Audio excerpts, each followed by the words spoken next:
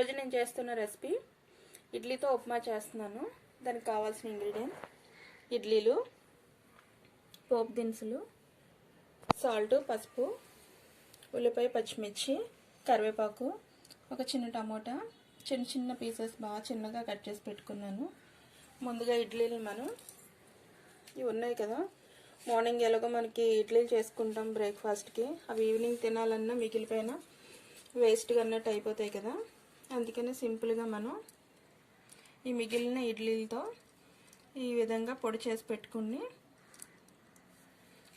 మనం ఉప్మా ఎలా చేయాలో చూద్దాం. ఇప్పుడు స్టవ్ వెలిగించి కళాయి పెట్టి ఆయిల్ వేసాను. ఇప్పుడు పోపు దినుసులు వేస్తున్నాను.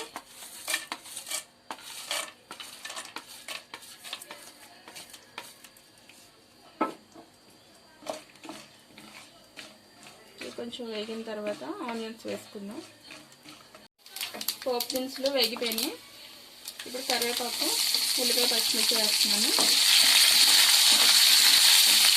ఇప్పుడు ఉల్లిపాయలు కూడా వేగినాయి. టమోటా వేస్తున్నాను.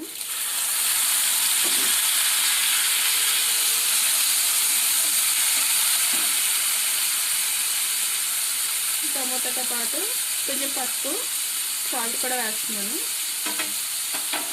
సాల్ట్ చాలా తక్కువ వేసుకోవాలి, ఎందుకంటే ఇడ్లీల్లోని మనం చేసుకునేటప్పుడు సాల్ట్ వేసుకుంటాం కనుక ఈ పోపు దినుసులకి సరిపడినంత సాల్ట్ వేసుకుంటే సరిపోతుంది.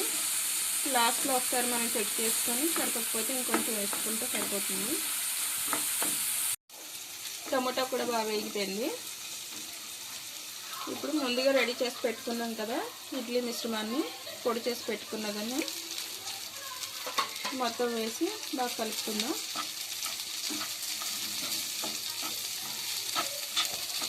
చాలా ఫాస్ట్గా అయిపోతుంది. ఇలా చేసుకోవడం వల్ల టేస్ట్ కూడా బాగుంటుంది, ఎందుకంటే పోపు దినుసులు అన్నీ వేసుకుంటున్నాం కాబట్టి. మనం నూకతో చేసుకునే ఉప్మా కన్నా ఇది చాలా బాగుంటుంది.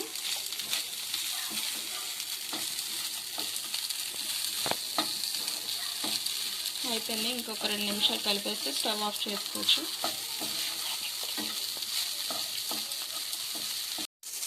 రెడీ అయిపోయింది. ఇప్పుడు సర్వింగ్ బౌల్లో తీసుకున్న స్టవ్ ఆఫ్ చేసుకొని, చూసారు కదా వేడివేడిగా ఇడ్లీ ఉప్మా రెడీ అయిపోయింది. టేస్ట్ చేస్తే చాలా బాగుంటుంది. ఈ వీడియో కనుక మీకు నచ్చినట్టయితే లైక్ చేయండి, సబ్స్క్రైబ్ చేయండి.